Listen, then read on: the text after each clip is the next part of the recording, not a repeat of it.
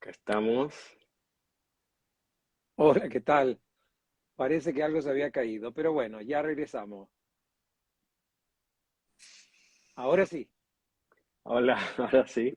Bueno, eh, ¿qué tal? Bienvenidos nuevamente a todos. En aras de que quede ordenada la presentación, vamos a dar nuevamente el anuncio.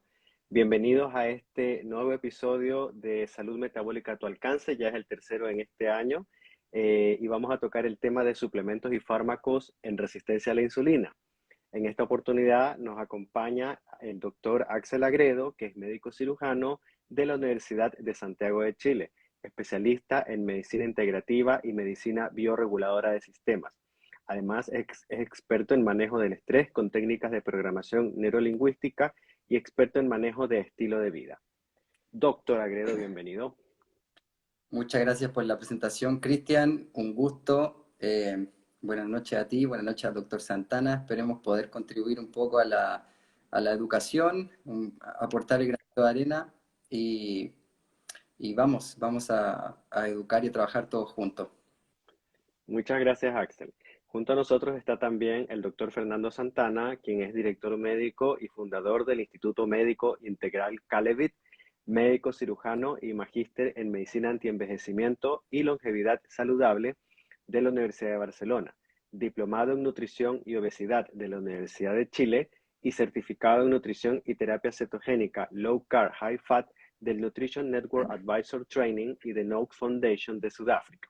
Doctor Santana, bienvenido.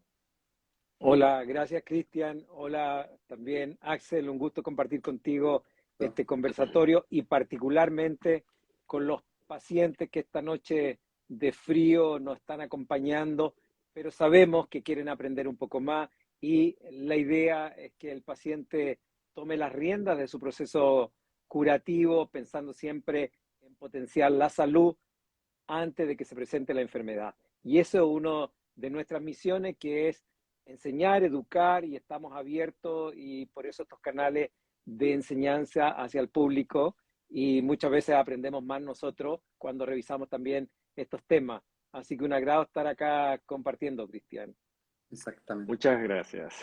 Muchas gracias, doctores.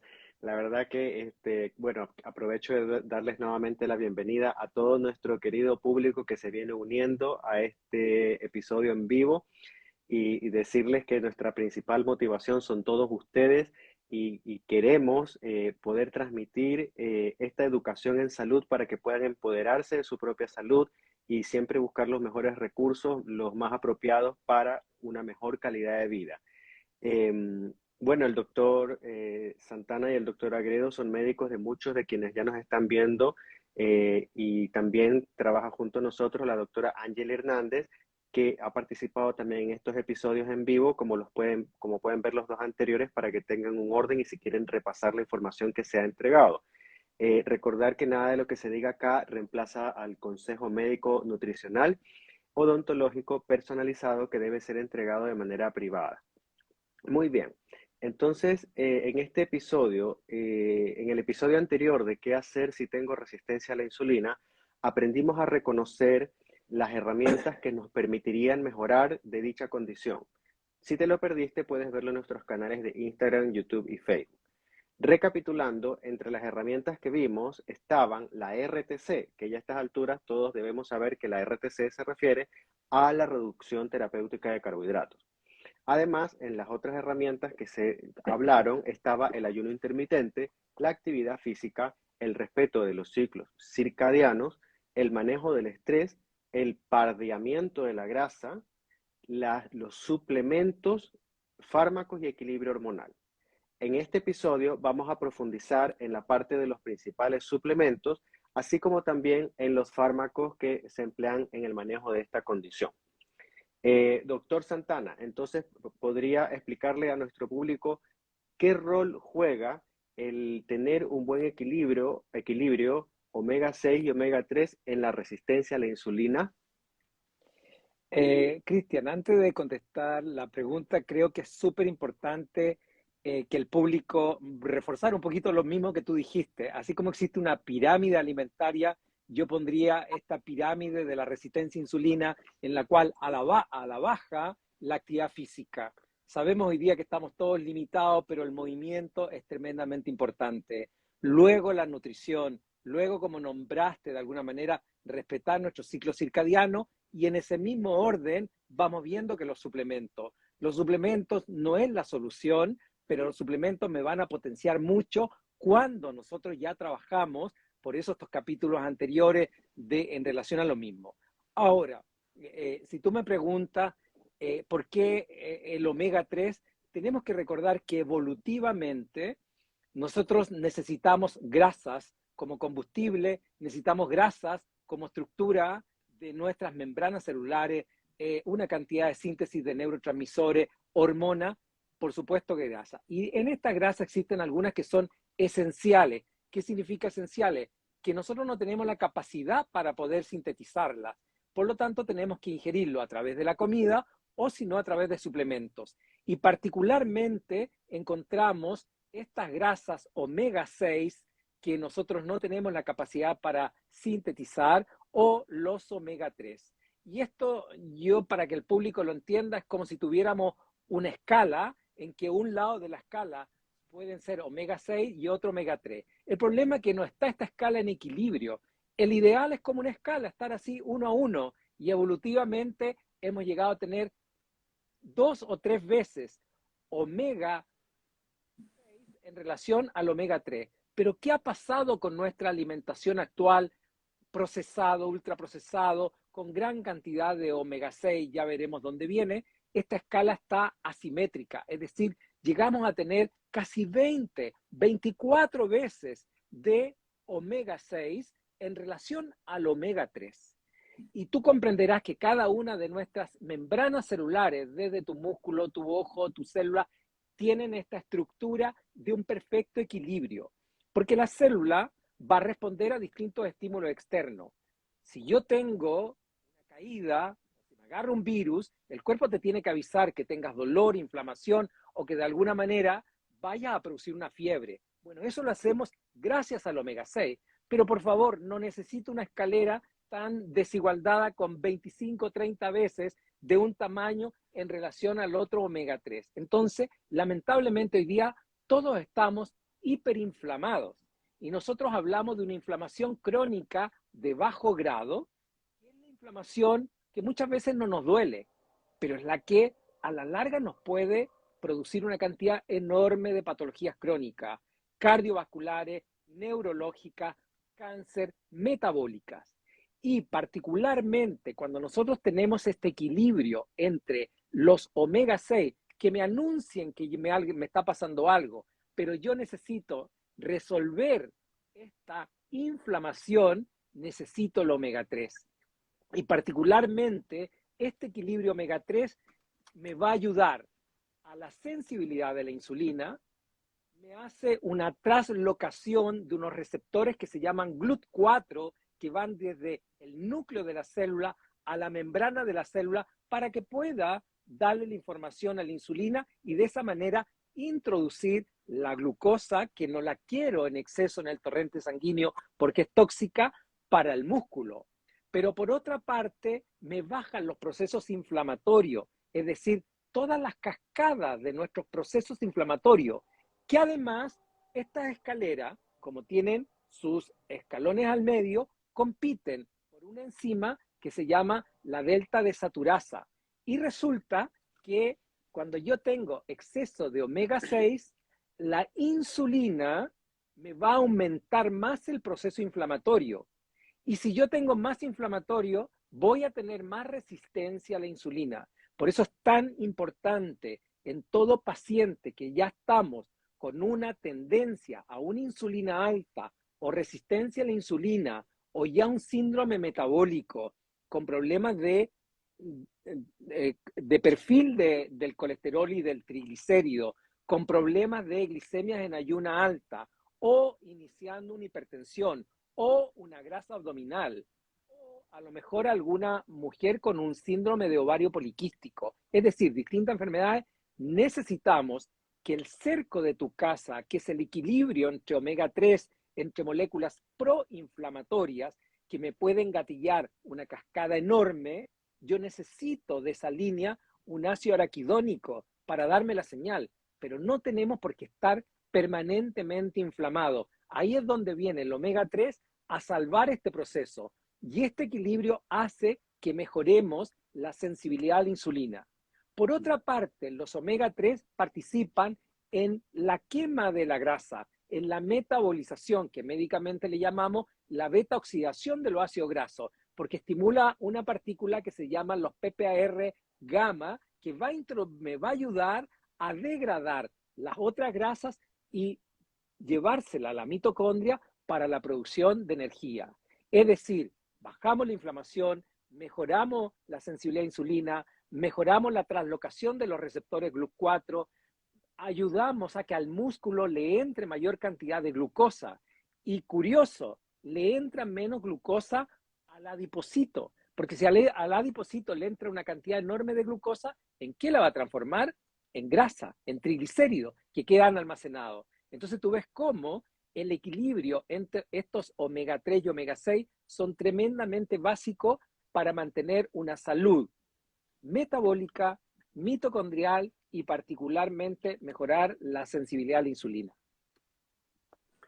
Muchas gracias, doctor Santana. Entonces, espero que nuestro público vaya avanzando en el conocimiento de la importancia de resolver la resistencia a la insulina con un buen equilibrio omega 6, omega 3, porque la inflamación crónica silenciosa de la cual habla el doctor Santana va a contribuir a que tengamos mayor resistencia a la insulina, y eso es lo que no queremos. Y justamente para que podamos ayudar a resolver la inflamación crónica de bajo grado, esta inflamación silenciosa de la cual hemos hablado todo el año pasado y este año también, necesitamos tener un equilibrio de estas grasas omega 6, omega 3, para que, claro, nosotros queremos tener un tono de inflamación basal, pero no excesivo, acompañado de un tono de resolución de la inflamación, que es lo que proporciona tener el equilibrio omega 6, omega 3, y que lo hemos perdido.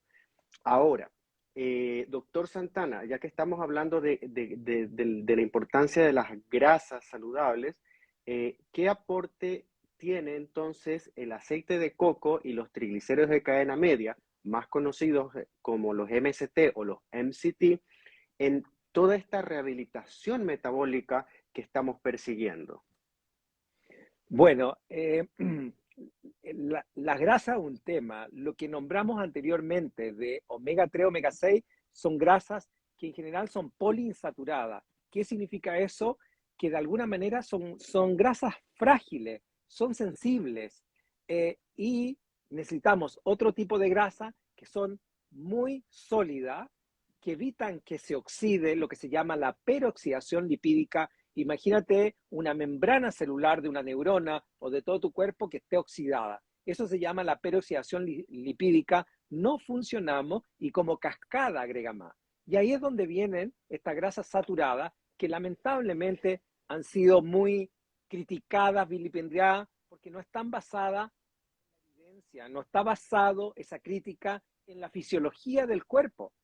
El cuerpo necesita esa grasa saturada y particularmente el aceite de coco es una grasa saturada que tiene ácidos grasos caprílico, caproico y uno muy especial que es el ácido láurico que actúa contra virus y bacterias.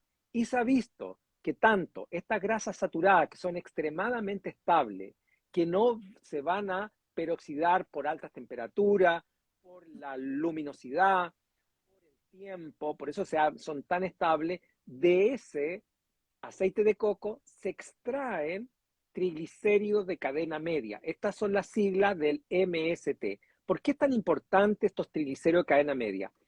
Las grasas se van clasificando bioquímicamente de acuerdo al largo, al número de cadenas que se llaman de carbono e hidrógeno y donde tienen estos enlaces o que no las tienen, como estas grasas saturadas que son muy estables. Entonces, del aceite de coco, dependiendo del origen, dependiendo de entre un 15, algunos hablan de un 40%, se pueden extraer estos MST. Algunos dicen que no más allá de un 15 o un 20%, porque también incluyen el ácido láurico, que es un ácido que tiene 12 carbonos, pero que actúa y se absorbe más en la parte más distal del intestino, a diferencia de los triglicéridos cadena media, que son maravillosos porque se absorben en la primera parte del intestino, no participa ni siquiera el páncreas, no, y se absorben directamente por un sistema que se llama porta, llega al hígado y el hígado dice, ¿qué hago con estos MST? Los transforma en cuerpos cetónicos. ¿Por qué queremos los cuerpos cetónicos? Los bebés están creciendo en cetosis, los niños hasta el año de edad crecen en cetosis. Todos tenemos la capacidad de estar en esta cetosis que lamentablemente cuando comemos gran cantidad de comida inflamatoria o comida alta en carbohidratos, vamos perdiendo esta capacidad. ¿Y por qué es tan importante? Porque estos cuerpos cetónicos me mejoran la sensibilidad a la insulina, me van a mejorar la sensibilidad a la leptina, que es la hormona que de alguna manera le avisa al cerebro que dejas de comer. Son tremendamente sacietogénicos, me ayudan a la quema de la grasa, lo que nosotros llamamos la beta oxidación de ácido graso, actúan como antiinflamatorio, además son protectores de la masa muscular, me favorece que de alguna manera la glucosa entre al músculo, preservando el glicógeno que llamamos muscular, y también de alguna manera me impiden que el exceso de glucosa entre al adipocito, es decir, se produce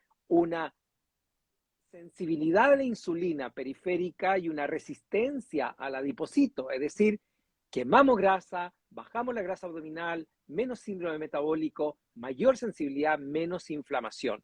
Es decir, la cantidad de propiedades que tienen los MST no se comparan con otros elementos.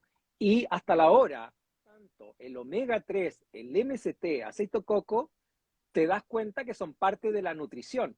O sea, son suplementos funcionales que los tenemos a diarios y ya con eso podemos empezar a mejorar una sensibilidad a la insulina. Muchas gracias, doctor Santana. En realidad, recordar que en este camino que estamos haciendo de entender que podemos de alguna manera revertir la resistencia a la insulina, hay que considerar todas estas herramientas, como nos dice el doctor, y no tenerle miedo a la grasa saturada que ha sido vilipendiada y atacada por lo que están provocando el exceso de carbohidratos refinados de los alimentos ultraprocesados. Ahora bien, si vamos a combinar las grasas saturadas con esos ácidos, con esos carbohidratos refinados de alto índice glicémico, no nos va a hacer el bien que necesitamos. Por eso es importante, en el contexto de una reducción terapéutica de carbohidratos, sacarles el mejor provecho.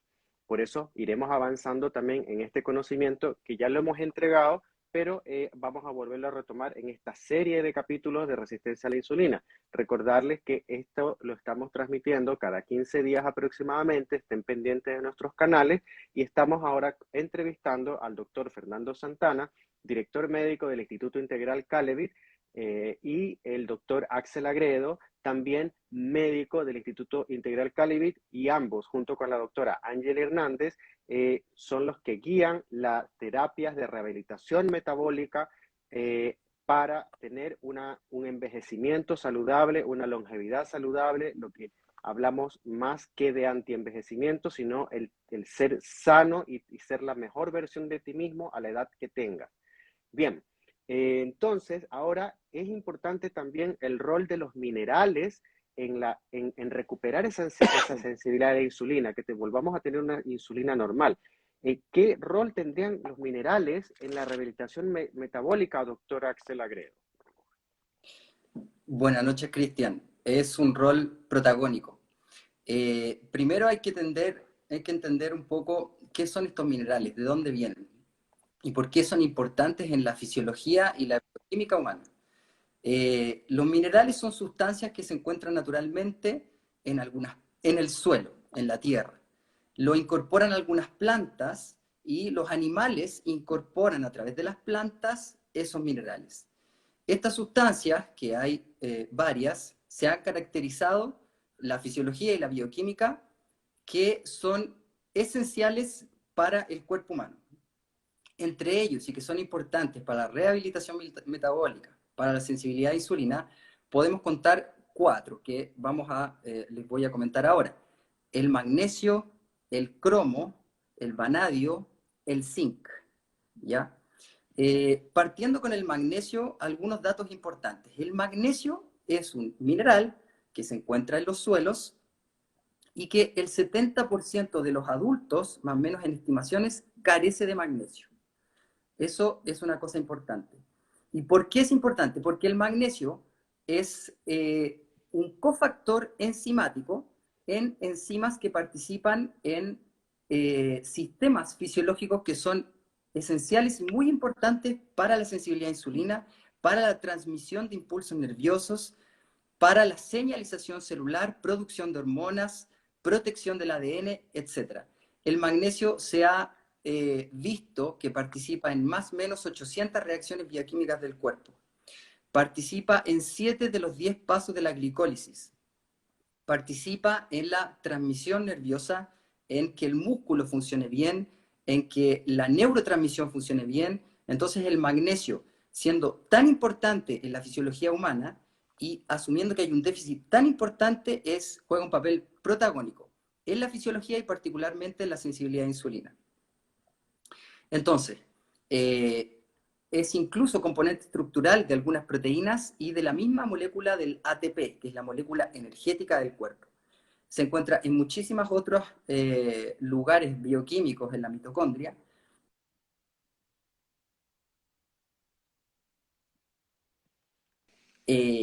Factores que hacen que la sociedad esté déficit de magnesio es la alimentación que tiende a ser refinada, exceso en azúcares, factores climáticos.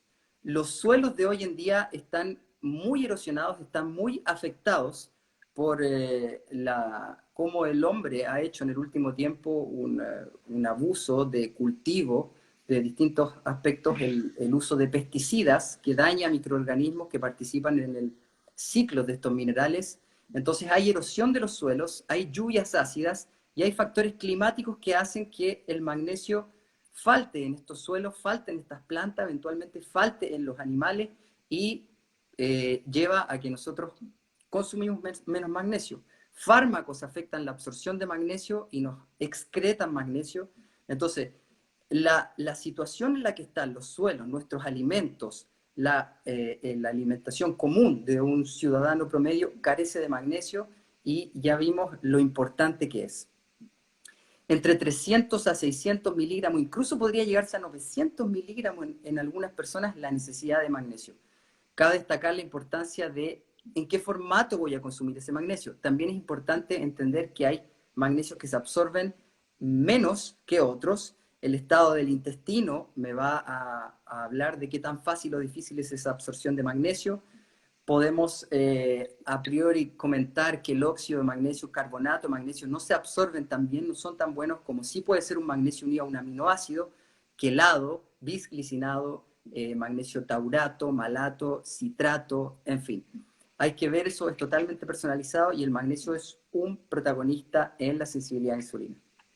Terminando con el magnesio, quería mostrarles un poco a los que estén interesados este libro de una doctora que trabajó muchos años en la clínica del magnesio, trabajando con la medición del magnesio en los glóbulos rojos, que es la forma ideal para medir el magnesio. No hay otros exámenes que puedan darnos un valor fiable del magnesio en el cuerpo, entonces es un tema aparte.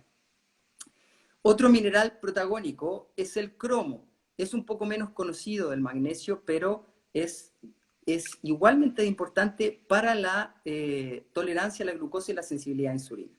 Se descubrió alrededor de 1960, era un compuesto que estaba en la levadura de cerveza que se vio que mejoraba de sobremanera la tolerancia a la glucosa.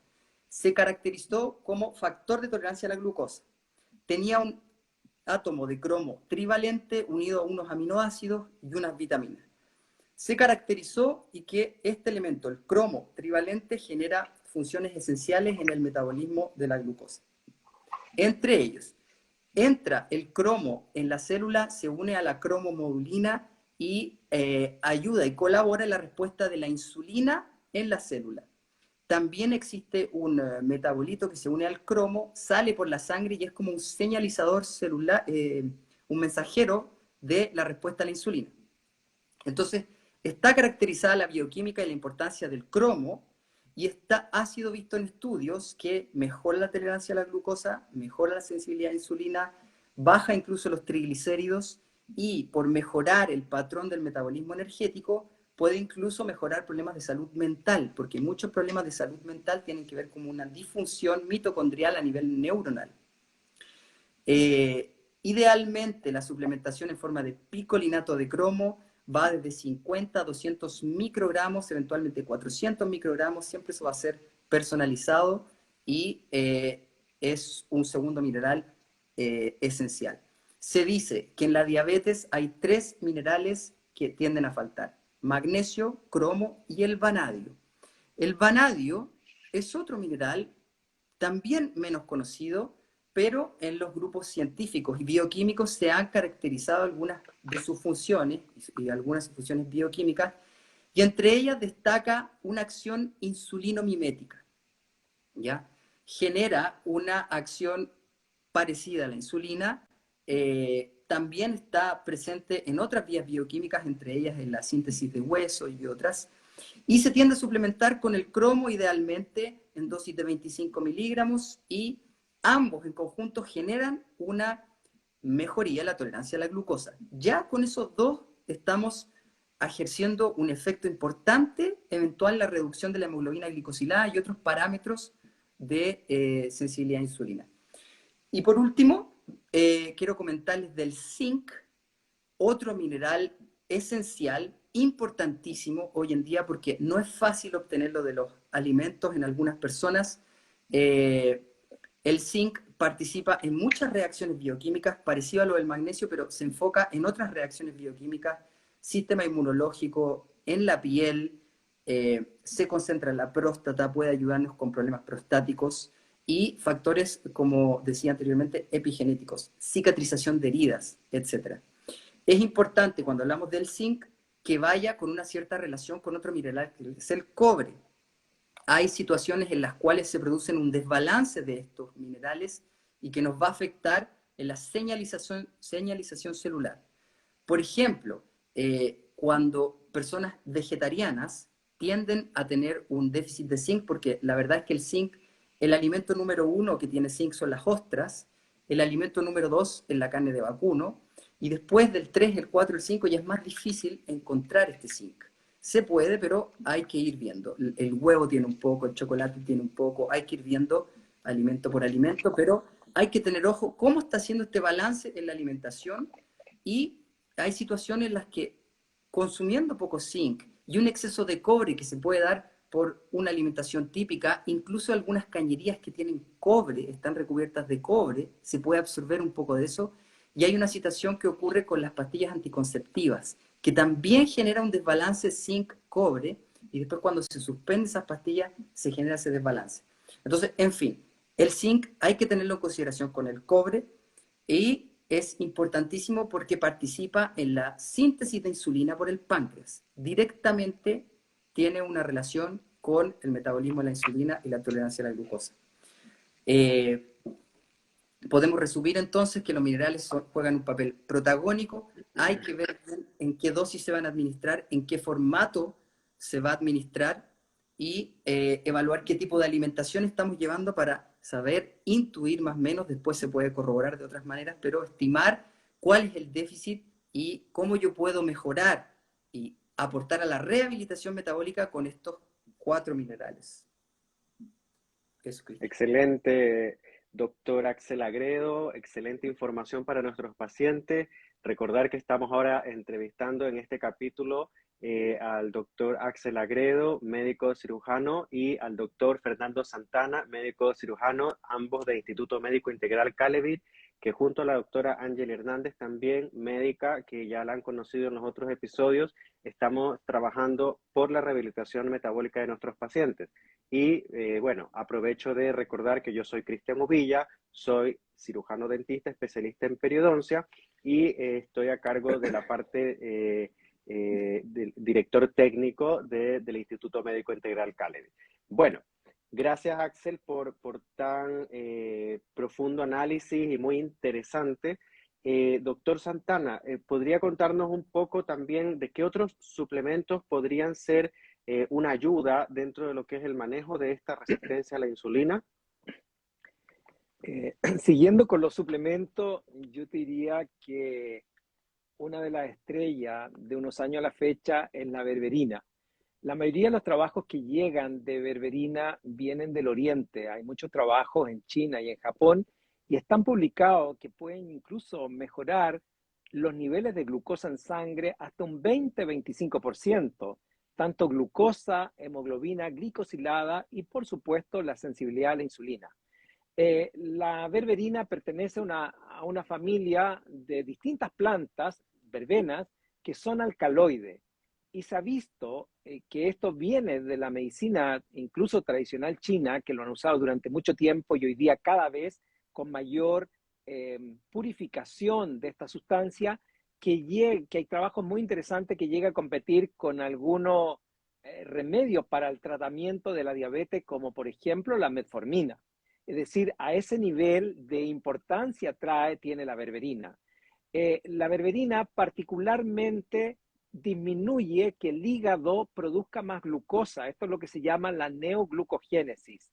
Por otra parte, se ha visto que la berberina tiene efectos tremendamente importantes en eliminar bacterias, eliminar parásitos y tiene efectos antibacterianos. ¿Por qué te lo nombro? Porque es tremendamente importante mantener un equilibrio de nuestra flora bacteriana. Y una de las cosas que compite en favor de la berberina es que la berberina no altera la flora bacteriana como si, por ejemplo, podría hacerlo una metformina en algunos pacientes o con tiempo más prolongado. Por otra parte, la berberina tiene efectos antiinflamatorios. Ya vimos este concepto de inflamación silenciosa de bajo grado que me favorecería la sensibilidad a la insulina. La berberina hoy día se utiliza en medicina de longevidad activa o antienvejecimiento porque es un tremendo medicamento que actúa en las células senescentes. Todos empezamos a tener nuestras células senescentes de todos los órganos, es decir, aquellas células que ya cumplieron su tarea, que tienen que saber morir para darle vida a nuevas células. Esto que se llama la apoptosis celular, se ha visto que de alguna manera estas células senescentes son selectivas para aquellas células que no nos interesan, que permanezcan vida como células zombie que podrían terminar en una lesión no solamente metabólica, sino que un cáncer, sino que también en aquellas células senescentes que sí nosotros la queremos en personas jóvenes, por ejemplo, para cicatrizar una herida o, por ejemplo, en células senescentes del páncreas que de alguna manera van a favorecer las células beta que secretan la insulina. Esa tarea también la hace la berberina. También se ha observado que berberina me aumenta la utilización o por parte del músculo de la glucosa, por lo tanto actúa como si fuera un anabólico para el músculo y sin embargo para la célula grasa, el adipocito, se produce menor entrada de glucosa, es decir, al final utiliza mecanismos compensatorios energéticos celular. Por eso se ha visto que la berberina me va a aumentar el metabolismo, es decir, voy a tener mayor producción de ATP, la energía. También se ha visto que mejora la termogénesis, es decir, la capacidad del organismo también de regular la temperatura. Y ahí nos damos cuenta que el metabolismo también está mejor. Es decir, como antiinflamatorio, sensibilidad a la insulina, utilización de la glucosa por parte del músculo, actúa como células, como coadyuvante en estas células senescentes para poder regularla. Es primordial, yo te diría, berberina. Otro componente, no tenemos por qué darlo a todos los pacientes. La berberina generalmente es muy bien tolerada, se puede dar entre 500, 1000, lo máximo 2000 miligramos, va a depender, como hemos conversado, de las características metabólicas del paciente, va a depender de cuán adhesión tiene ese paciente a una reducción terapéutica de carbohidratos y en qué condiciones lo vemos. Pero son medicamentos extremadamente seguros, se usan hasta esa dosis, con indicación muchas veces del terapeuta o del médico. Otro suplemento que yo diría es el ácido alfa-lipoico. El ácido alfa-lipoico, la verdad que se conoce como el antioxidante universal. Es increíble, es un ácido graso que, si bien es cierto, en la comida viene en pequeñas cantidades, particularmente viene en la carne roja, en menos cantidades, en frutas y verduras, pero nuestro cuerpo tiene la capacidad de sintetizarlo, que eso es lo interesante. Y además tiene característica que es dos conceptos, que es lipofílico e hidrofóbico. ¿Por qué te digo esto? Porque puede actuar, siendo la vitamina E de las membranas celulares, actúa como de alguna manera un coadyuvante, no se oxide, lo que recién hablábamos de una peroxidación lipídica. Imagínate, las membranas celulares de todas las células oxidadas no funcionamos. Pero por otra parte es uno de los antioxidantes endógenos que me favorece la reutilización de procesos internos como es la vitamina C y el glutatión. El glutatión es uno de nuestros principales antioxidantes, es el principal antioxidante endógeno que lo empezamos a bajar a partir de los 38, 40, 42 años. Y el ácido alfa-lipoico es capaz de reciclar este potente antioxidante endógeno que tenemos. Así como la vitamina C, nuestro principal antioxidante exógeno, todos tenemos la capacidad de utilizar, de sintetizar este glutatión, y el ácido alfa-lipoico es capaz de reciclarlo. El ácido alfa-lipoico, por otra parte, me favorece la sensibilidad a la insulina, también me ayuda a la beta-oxidación de los ácidos grasos, por eso se usa mucho cuando tenemos grasa abdominal o estamos en un síndrome metabólico o junto con una sensibilidad a la insulina, quisiéramos que ese paciente mejore su composición corporal, particularmente bajando el porcentaje de grasa, manteniendo su masa muscular. Actúa como un potente anti-aging por todo lo que significa la célula senescente, muy semejante en esa acción a la berberina, y por otra parte también me ayuda a que los hidratos de carbonos, los hidratos de carbono de alguna manera sean mejor utilizados por la parte celular.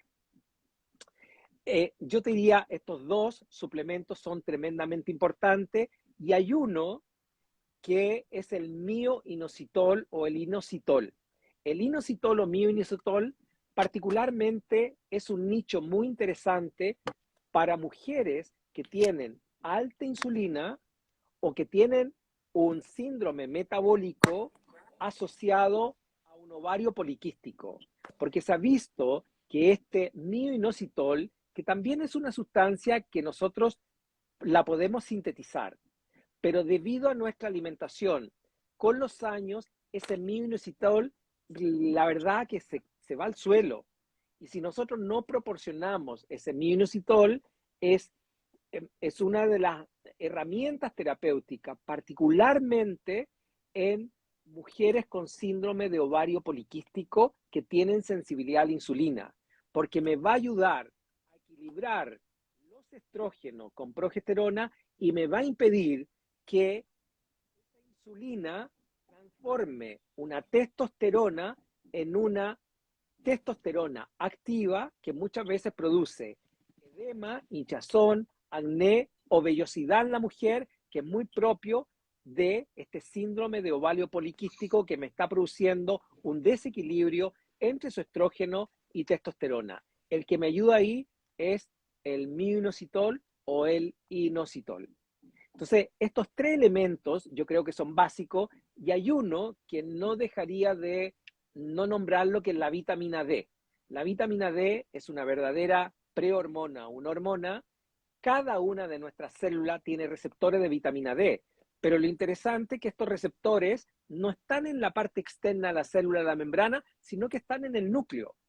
Y como están en el núcleo, la vitamina D participa en más de 900 expresiones de genes, y particularmente me mejora mucho la sensibilidad a la insulina.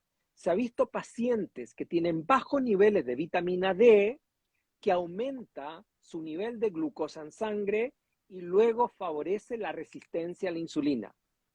Y junto con vitamina D, no puedo dejar de no nombrar la vitamina K2, que funcionan como si fuera de estos trapecios de un circo, que son 3 en 1, y la vitamina A para poder activarla.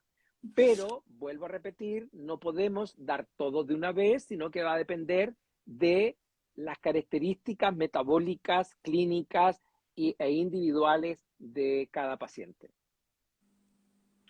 Muchas gracias, doctor Santana, por esta explicación de todos estos suplementos, su uso.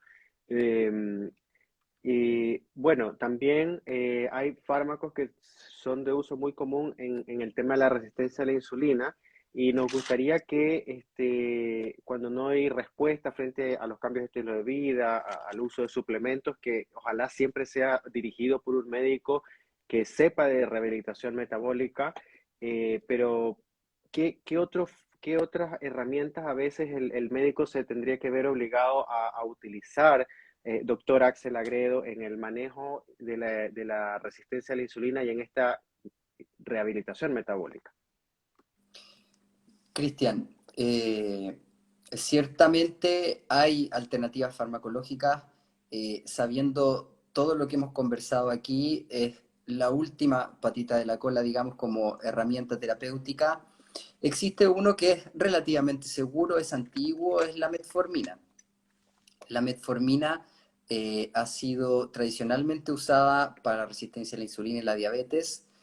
Fue descubierta alrededor de 1950 en unos extractos de una planta llamada Galega officinalis, de una planta, la lila francesa.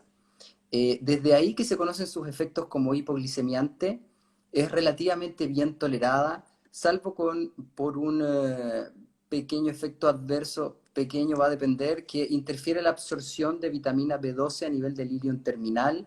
Hay que tener con asterisco eso si el uso es crónico, pero es el único fármaco que ha demostrado que al tratar esta resistencia a la insulina disminuye la mortalidad cardiovascular. Y además se han encontrado otros efectos beneficiosos de este fármaco, que es aumento de la longevidad y disminución de la prevalencia de enfermedades relacionadas con la edad, como el Alzheimer, el cáncer incluso. El mecanismo de acción está más o menos bien definido. Se sabe que interactuaría con una proteína quinasa que regula el AMP, que es un sensor energético de la célula. Y al interactuar con esto, inhibe la formación de glucosa por el hígado, es decir, inhibe la gluconeogénesis. A través de este mecanismo, promovería la mejor tolerancia tendría una mejor tolerancia a la glucosa y la sensibilidad a la insulina. Como te decía, es relativamente bien tolerado, por ahí hablan de un efecto adverso de la acidosis láctica, pero la verdad es que clínicamente no tiene tanta relevancia. Hay que tener ojo, sí, y es usado de hace mucho tiempo, es un plan B o un plan C, como dijimos, después de haber visto todos estos suplementos que mencionó el doctor Santana, que son tremendamente importantes, el uso de las grasas, los minerales y todos los factores del estilo de vida que son bastante, la mejoría del ciclo sueño-vigilia, el balance hormonal, etcétera, etcétera. Sin embargo, la metformina está ahí, en algunos pacientes puede usarse bajo supervisión médica. Eh,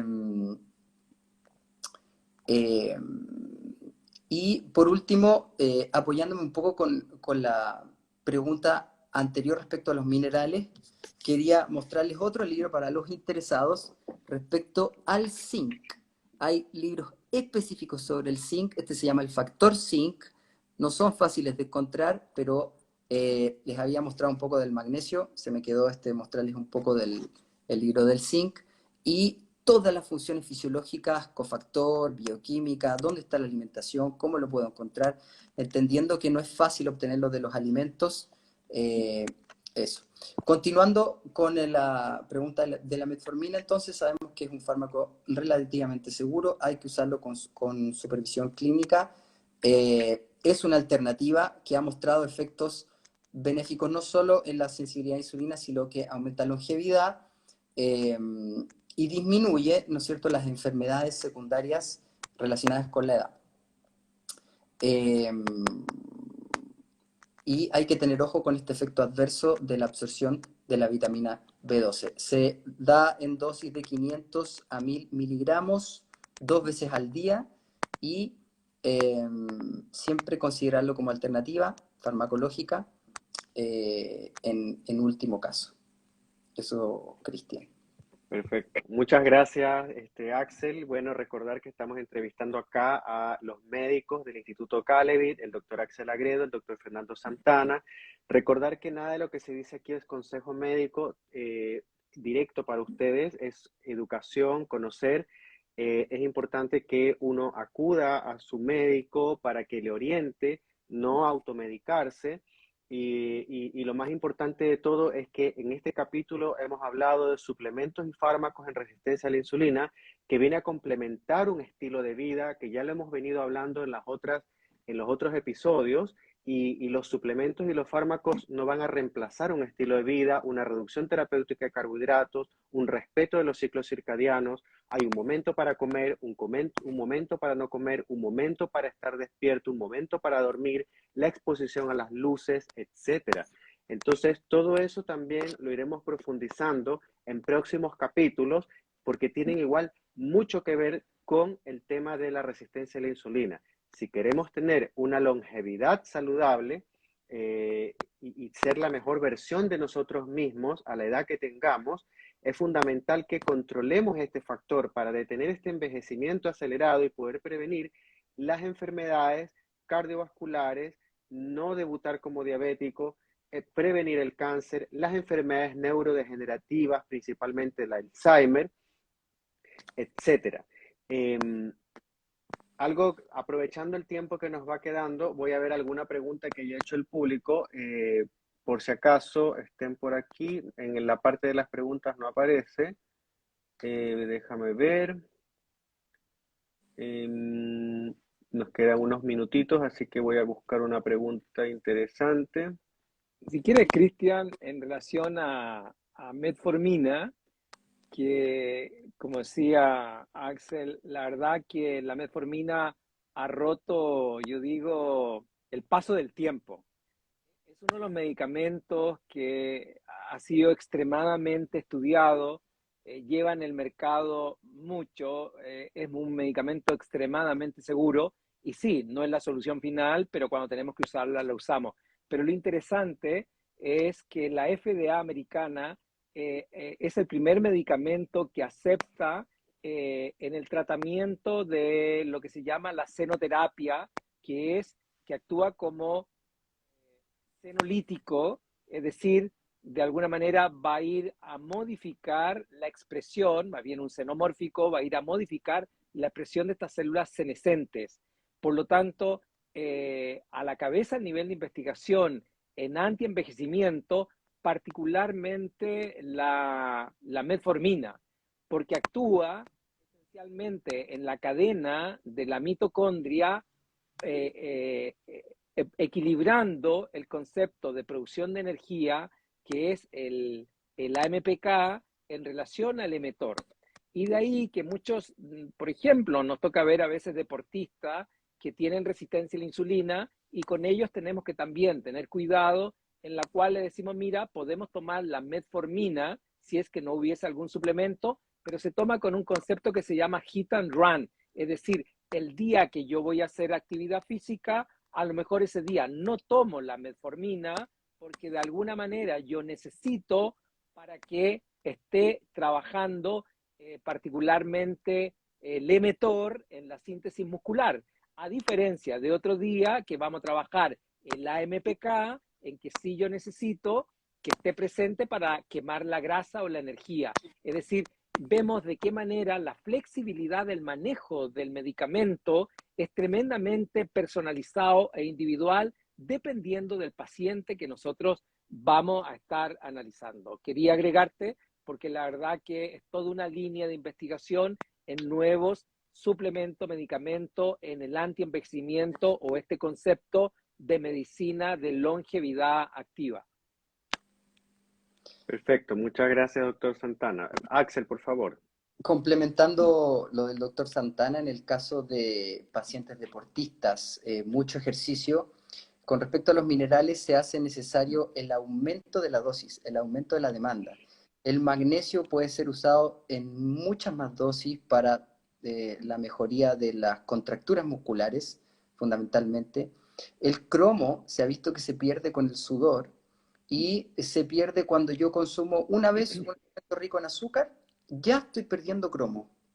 Entonces hay médicos que incluso aconsejan que si yo consumí un alimento con un índice glicémico alto, una harina refinada, algún azúcar, debería ir con un suplemento de cromo. Es así de sensible este sistema de el cromo como factor para la tolerancia a la glucosa, así con el magnesio. Entonces tener ojo de las necesidades diarias. Entonces es un balance bastante delicado y tiene que ser caso a caso. Los deportistas deben pensar en consumir más de algunos suplementos. Entonces, tener ojo en esos casos.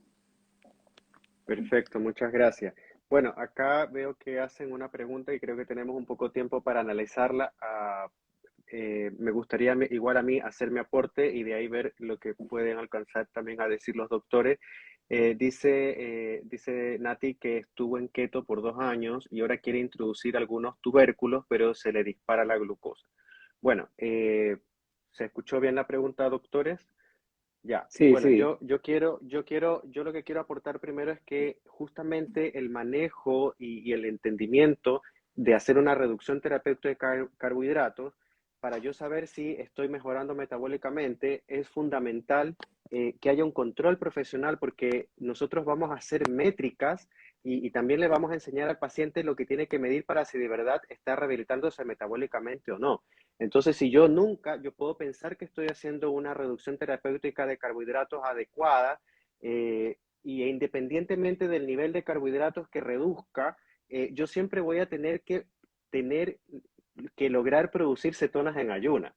Evidentemente que una reducción terapéutica de carbohidratos, yo puedo tener momentos en los que voy a estar más keto y momentos en los que voy a estar más alto en carbohidratos dependiendo de mi situación metabólica, si eres mujer, si eres varón, va a variar, ¿no? No es que todo es plano igual, pero si yo no tengo idea si estoy produciendo cetonas en ayunas o durante los periodos en que estoy comiendo alto en grasa y bajo en carbohidratos, y en los momentos que vuelvo a subir los carbohidratos, yo igual tengo que seguir produciendo cetonas en ayunas. Si yo no fui capaz de lograr eso porque no lo mido, entonces nunca bajé la sensibilidad a la insulina, nunca, mejor dicho, recuperé la sensibilidad a la insulina y evidentemente que al ir reintroduciendo de a poco los carbohidratos, voy a manifestar mi intolerancia a los carbohidratos o mi intolerancia a la glucosa.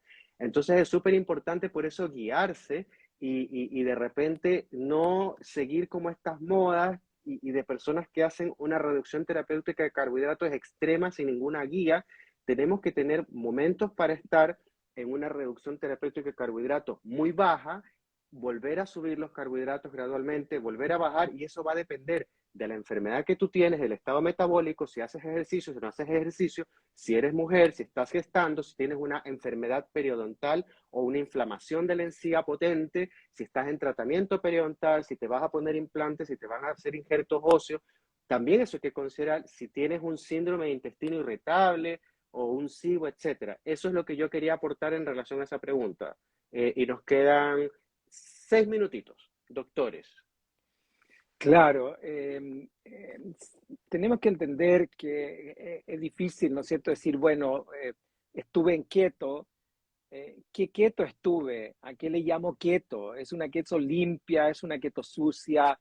¿Es una keto que lo hacía con ayunos intermitentes? Por eso hoy día el concepto es tan generalizado que del punto de vista médico, del punto de vista clínico, no nos aporta mucho antecedente en decir estuve en keto. Porque alguien puede estar en keto porque comió muchas grasas y a lo mejor eran puras grasas omega 6, como el exceso de frutos secos, que de alguna manera hemos tenido un mito que los frutos secos son maravillosamente bien y no. Los frutos secos tienen una cantidad enorme de antinutrientes, justamente me disminuyen el zinc, el magnesio, el cromo, el selenio. ¿Por qué? Porque el árbol quiere que el mamífero lo coma de que crece el arbolito y todos esos antinutrientes que trae la semilla es para protegerla a ella, pero no a nosotros.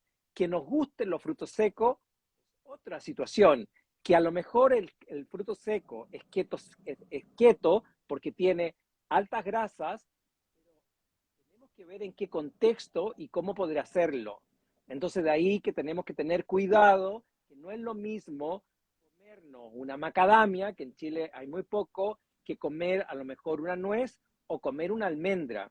Y esa almendra que trae una cantidad enorme de antinutrientes, también me puede estar arrastrando todos esos minerales, favorecerme una resistencia a la insulina, y yo creo que estoy bien porque estoy comiendo keto, porque estoy comiendo frutos secos.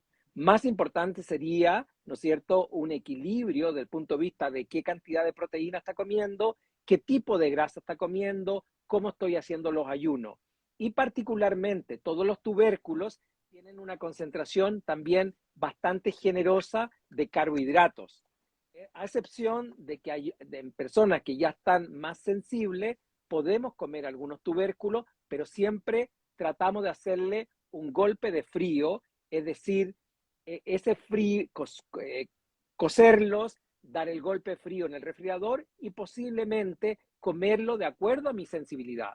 Es muy distinto, como tú decías, una mujer, un hombre o alguien que hace actividad física que posiblemente va a poder tolerarlo y comer más, a alguien que vive estresado, que a lo mejor no está durmiendo bien en la noche y que lo único que hago es caminar una cantidad mínima porque o no tengo tiempo, o no me lo dejo, o no me lo va. Por eso tenemos que ir viendo cada contexto, o algunos pacientes dicen, ¿por qué esta nutrición no me está resultando?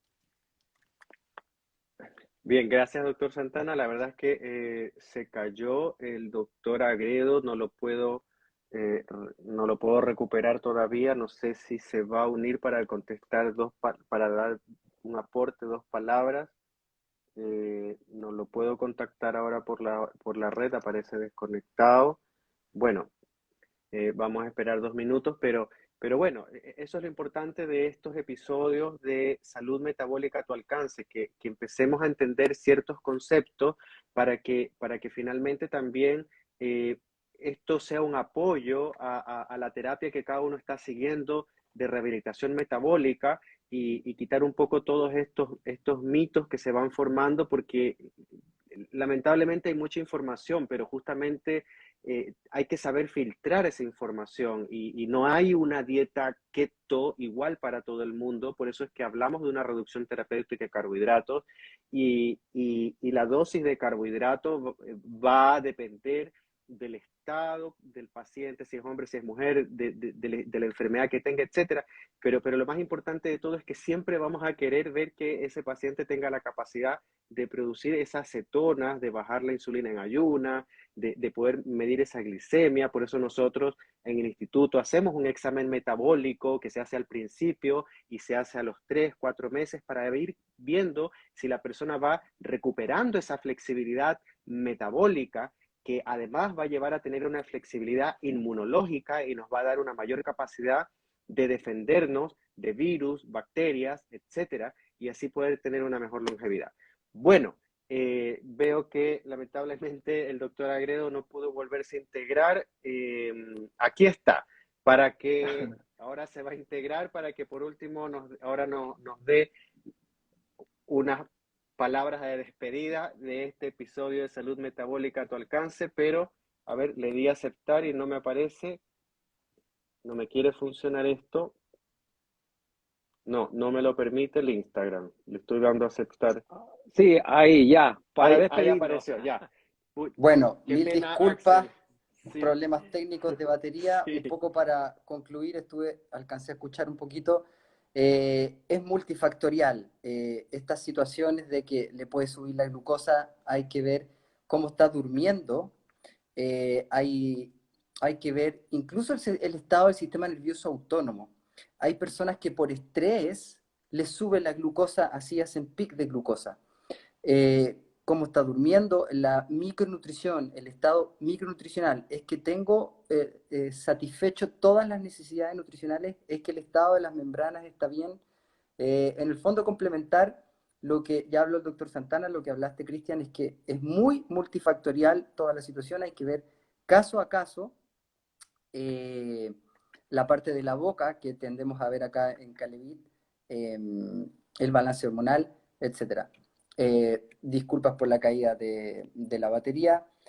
La idea es entender que esta rehabilitación metabólica es muy complementaria, es muy personalizada y el estado del sistema nervioso autónomo también, como les decía, hay la sensibilidad al estrés. Hay personas que reaccionan liberando una cantidad de glucosa así en la sangre simplemente por estrés, y eso se puede más o menos entrenar. Hay técnicas de biofeedback, etcétera. Es otra área de la medicina, pero hay que un poco conocer desde dónde estoy haciendo este keto, cuánto tiempo que estoy con esta reducción terapéutica de carbohidratos. ¿Cómo es el estado de mi microbiota? ¿Tomé antibióticos? ¿No tomé antibióticos? ¿Por cuánto tiempo?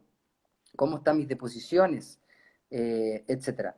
Debe ser evaluado por médico, hay que ver signo y síntoma, porque pequeñas cosas nos dicen pequeños desajustes de la bioquímica del paciente. Entonces, eso complementando la respuesta, la última que alcanza a escuchar. Muchas gracias, Axel. La verdad que, bueno, queremos darle las gracias acá a los doctores médicos del Instituto Médico Integral Calevit por ilustrar mucho a nuestro público y espero que estén en el próximo episodio de Salud Metabólica a tu alcance, tocar un poco también estos temas del estrés, el pardeamiento de la grasa y otros factores que van a influir también en ayudar a recuperar esta sensibilidad a la insulina para una mejor longevidad saludable. Gracias, doctores. Gracias a nuestro público por estar acá presente, a quienes nos debemos y que tengan una feliz noche. Y nos vemos. Esténse pendientes de nuestras redes y nuestros anuncios. Buenas noches. Gracias, buenas Buenas noches. noches, gracias. Gracias, gracias. Chao, Axel, un gusto. Chao, Chao, doctor, que estén Cristian. bien. Chao, Chao. chao.